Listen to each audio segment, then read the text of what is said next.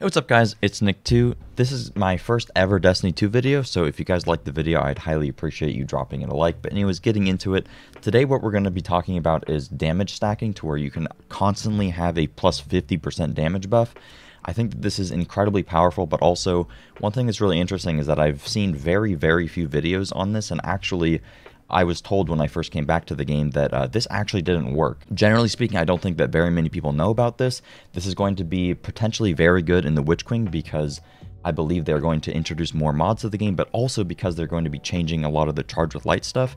This is going to actually be more relevant than it ever has, and I think that this is incredibly strong and something that everybody should know about. Generally speaking, this is going to allow you to have an extra 50% damage pretty much all of the time, and it also opens up a lot of really cool build opportunities, which is a ton of fun. In this video, I'll make sure to talk about multiple different builds, the best ways to set this up, the best ways to utilize this, and everything else. Before I get into it, I want to give a big thanks to today's sponsor, which helps me continue to create content for a living, and that sponsor is Raid Shadow Legends. Raid Shadow Legends, if you somehow haven't already heard of it, is an impressively high-quality action RPG game that's available on both mobile and PC, has millions of players, an enormous amount of content to sink your teeth into, ranging from PvP, dungeons, campaign battles, boss fights, and tons more. With over 600 champions and hundreds of artifacts to collect, you'll literally never run out of things to do in Raid. So make sure to check out the link in the description and hop into Raid today. This month, Raid is adding to its huge roster of really cool boss fights with the new and challenging Hydra boss. This thing is absolutely insane. It's a super powered clan boss that's like multiple bosses wrapped all into one. Each of its heads actually has its own unique mechanic, so you have to find out which each of them does in order to survive and beat him. This thing is definitely one of the hardest fights in the game. I've been having a huge difficulty with him, but it's totally worth it because if you manage to take him down, you get rewarded with some of the best artifacts in the game. Ton of fun learning certain bosses in Raid, and there's many more to fight that are just like this.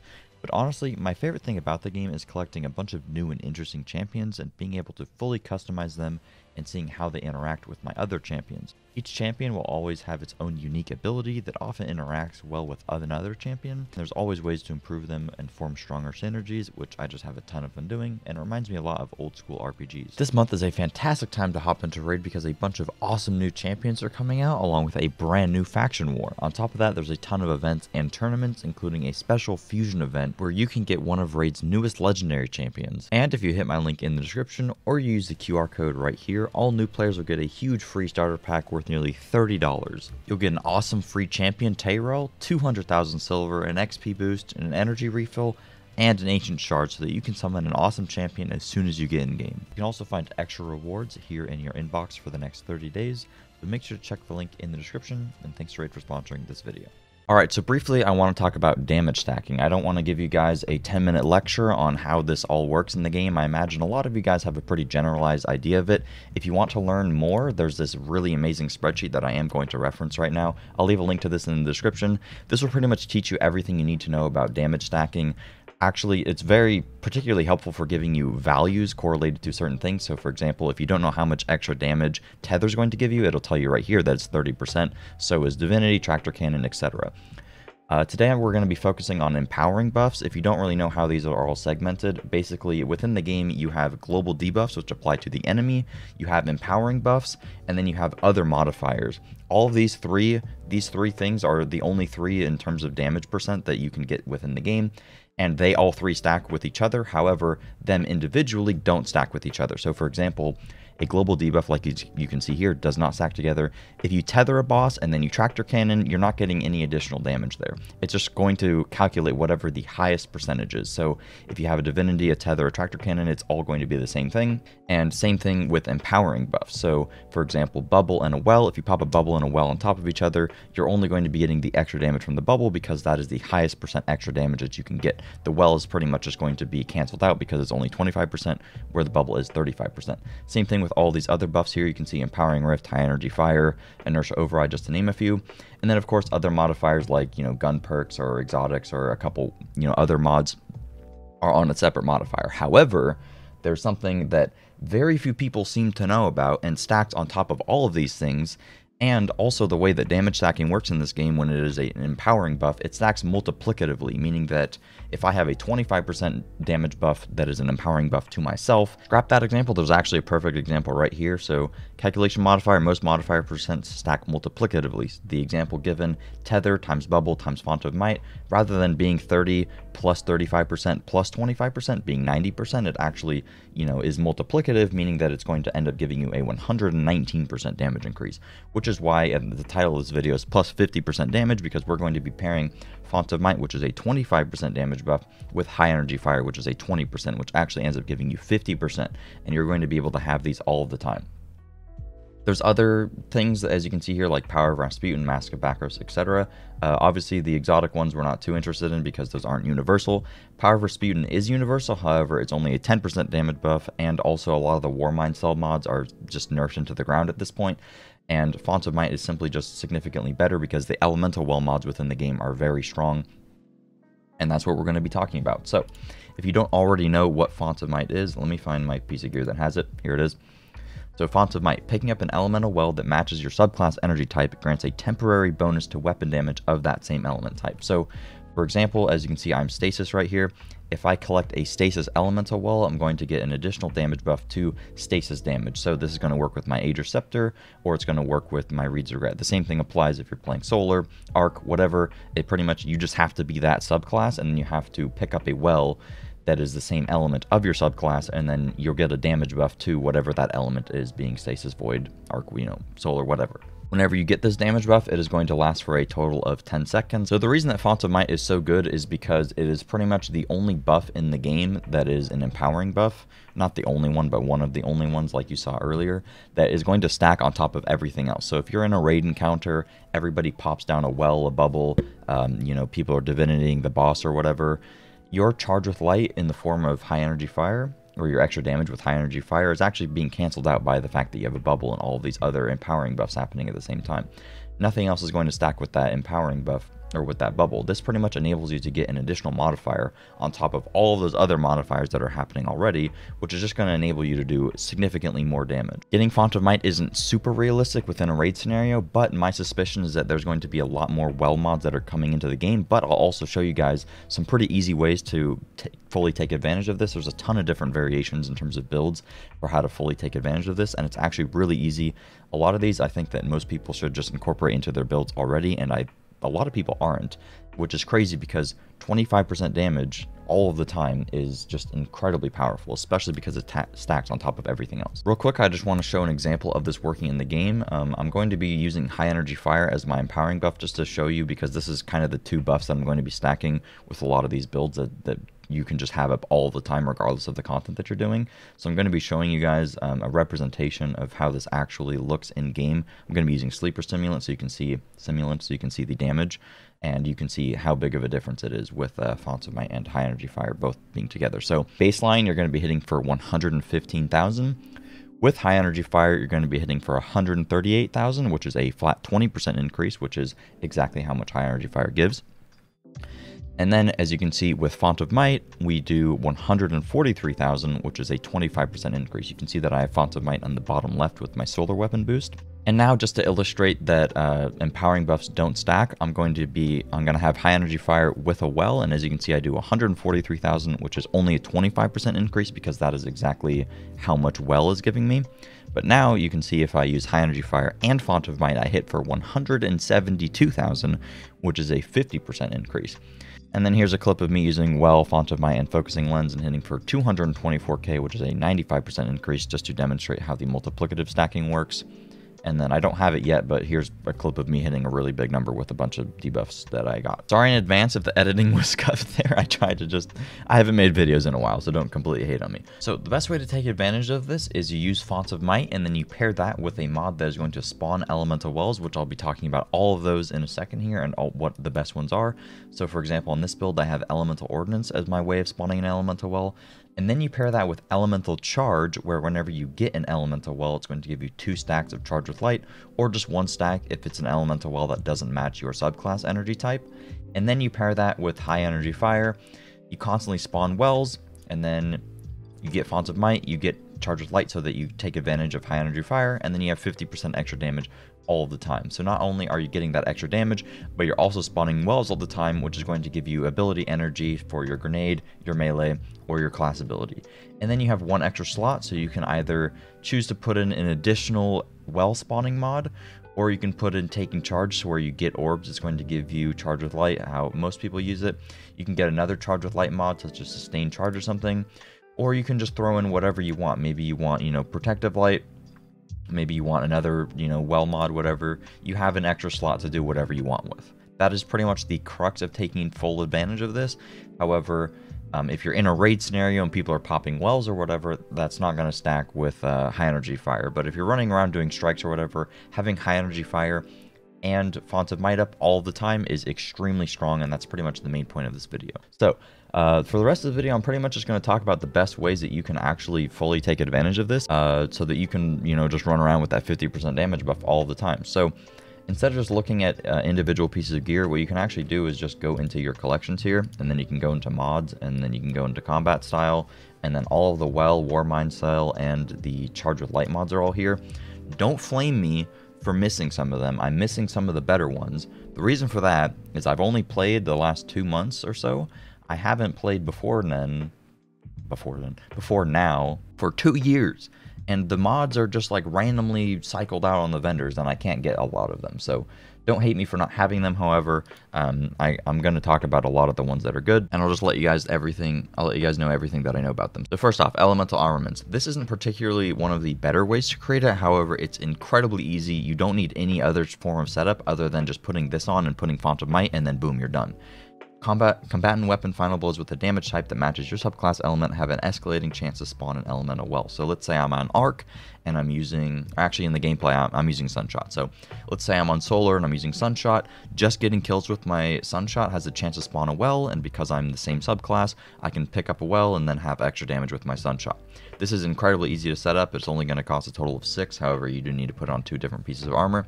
However, the chance that it's going to drop one with just a weapon blow or weapon kill with elemental armaments isn't very high. Therefore, I don't think that this is one of the better ones. However, it is certainly the easiest one to set up.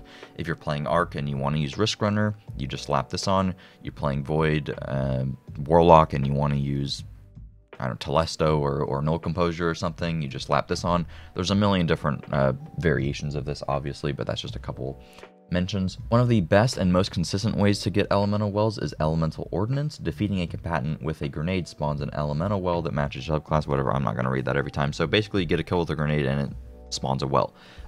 This, I believe, I don't know what the actual likelihood is of it happening. It seems to be around 80%, maybe 70%, maybe 50%. Maybe I'm making it up, but as you can see in the gameplay, this is particularly good with sun bracers or something along those lines. You use a Sunshot, sun bracers. You could also use like Verity's Brow and just throw a bunch of grenades around. There's a million different variations, but obviously anytime you use a grenade, you just throw a grenade down and it has a very high chance to spawn a well, which is very good. Use this with Sunshot or whatever, and you get that extra solar damage. But of course, you could probably think of a million other ways to fully take advantage of this. One of the best ways to do this as well is Explosive Well Maker. This kind of works similarly to Elemental Ordnance. However, it'll work with just any explosive damage, but it will always spawn a solar elemental well. I don't have this, so I can't test it. I wonder if it works with Firefly or if it works with the Sunshot explosion. If anybody knows, please feel free to leave it in the comments. However, this does work with like stasis crystal explosions, and I imagine there's a lot of other things that this does work with. However, it's always going to be solar.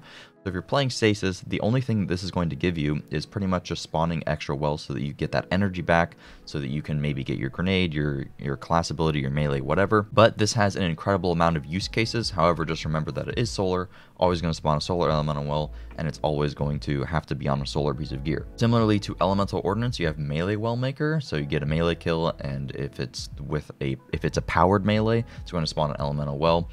This is very, very good if you're playing, for example, Arc Hunter, or you could even be playing like a Devour Warlock or something like that.